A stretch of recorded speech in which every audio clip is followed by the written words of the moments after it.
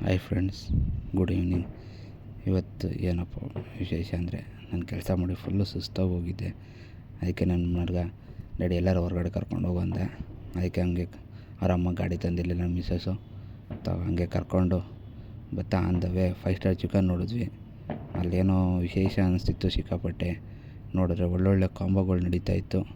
ಏನಪ್ಪ ಕಾಂಬೋ ಅಂತ ನಾವು ಹೋಗಿ ಒಂದು ರೌಂಡು ವಿಸಿಟ್ ಹಾಕಿದ್ವಿ. ಅದೆಲ್ಲ ತೊಗೊಂಡು ಏನಪ್ಪ ಕಾಂಬೋ ಅಂದರೆ 2 ಬರ್ಗರ್ಗೆ 99 ರುಪೀಸ್ ಅಂತೆ. ಒಳ್ಳೆ ಮಸ್ತ್. ಅದು ಏನೋ ಸ್ಟಾರ್ ಬರ್ಗರ್ ಅಂತೆ. 189ಗೆ 1 leg piece, 1 burger, French fries, 1 Pepsi. ಅದು ಒಳ್ಳೆ ಆಫರ್ ಇತ್ತು, ಸೂಪರಾಗಿತ್ತು ಅದಂತೂ. ನಾನು ರೆಕಮೆಂಡ್ ಮಾಡೋದು 199ಗೆ 3 ಪೀಸಸ್, 2 ಲೆಗ್ ಪೀಸು, 1 ವಿಂಗ್ಸು. ಏನಾರು ಅದ್ರ ಬದಲಾಗಿ ಬೇರೆ ಏನಾರು ಪೀಸಸ್ ಕೊಡ್ತಾನೆ.